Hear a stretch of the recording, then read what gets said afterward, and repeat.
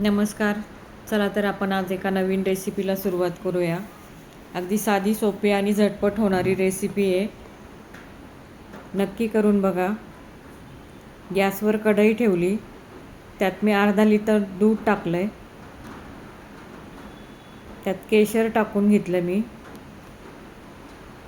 साखर टाकली. त्यानंतर एका साईडला मी भात ठेवला होता.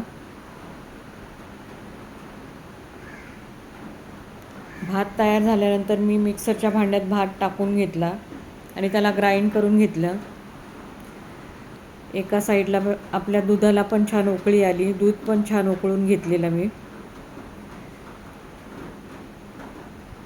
त्यानंतर मिक्सरला ग्राइंड केलेला भात आहे ना, तो मी त्यात टाकून घेतला. आणि खीर करताना नेहमी इंद्रायणी तांदळाचा करा, छान होते. नक्कीच करून बघा तुम्ही, आणि झटपट होते लगेच. मिक्सरला ग्राइंड केलेला भात टाकल्यानंतर मी छान मिक्स करून घेतलं परत त्यात दुधात. वरतून मी वेलची पावडर टाकली,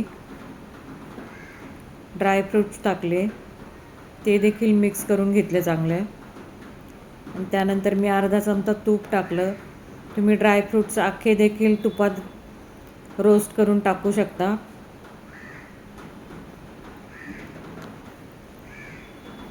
तुम्ही बासमती तांदळाचं देखील करू शकता, पण इंद्रायणी तांदळाचं खूप छान होते खीर. नक्की ट्राय करा. कोणी कोणी तांदूळ तुपात भाजून मिक्सरला देखील ग्राइंड करतात. ते करण्यापेक्षा ही झटपट होणारी आहे. नक्की ट्राय करा आणि कमेंट बॉक्समध्ये मला नक्की सांगा कशी झाली. सर्व मिक्स झाल्यावर ना मी 10-15 मिनटं उकळण्यासाठी ठेवले त्याला. छान अगदी घट्ट होते. तुम्ही त्यात मावा देखील टाकू शकता, त्यांनी पण छान टेस्ट येते. पण इंद्रायणी तांदळामुळं ना कसलीच गरज लागत नाही. छान घट्ट पण होते आणि टेस्ट पण चांगली येते त्याला. आणि सुगंध तर असतोच इंद्रायणी तांदळाला. नक्की ट्राय करा. तुम्ही बघू शकता आपल्या खिरीला छान उकळी आली. मी जवळजवळ 10 मिनटं चांगलं उकळून घेतली. खीर आपली रेडी झाली. रेसिपी आवडली असेल तर लाईक, शेअर आणि सबस्क्राईब करायला विसरू नका. रेसिपी बघितल्याबद्दल धन्यवाद.